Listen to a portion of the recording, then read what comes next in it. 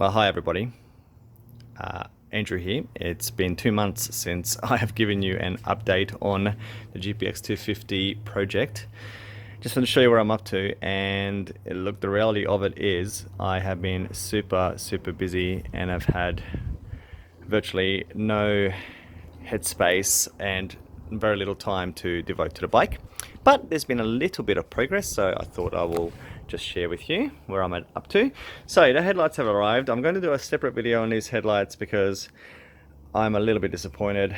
I'll tell you more about them in that separate video, so stay tuned for that. But have a look, this has come and I've attached them. So at the moment, that's what we're looking at in terms of the headlights. I quite like those ones. I think it's been good. I've had a little bit of a problem with delivery and things like that, but like I said, I'll explain it in another video because that's going to be a separate video all by itself. So that's happened. The battery is still out of the bike after it got drained flat. So but look, what I've been really happy about is there's been no leaks. So it's been sitting in my garage and there's been no leaks whatsoever come out of the bike, which means that I'm fairly confident that the engine's going to hold up quite nicely. New tank fuel cap has arrived, so there it is there. It fit quite nicely and I'm very happy with how that is going. It's got 2 keys. I will tell you about that as well. And the dash has come for the bike.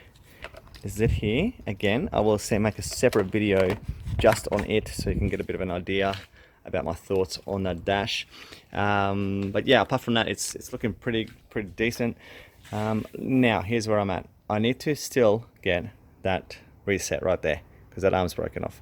I think once I've got the reset, put the battery back on, make sure that everything's hunky-dory, do this swap over here on this handlebar, on that throttle, and then change the exhaust back to the other set that I have, and then I'm going to, before doing anything else, make sure I can roadworthy and register the bike, because there's no point in doing any more work to this thing unless it's registerable. So that's where I'm at. I'm really wanting to make sure that I can get on the road and not waste my time, because it's not, it's not for track days, it's nothing like that. It's just a bike for having a play with. I'm still really enjoying thinking about what I'm going to do, and I'm on eBay a lot and I'm on AliExpress and I'm on the forums learning more and more, but it's just getting onto the actual bike has been very tricky.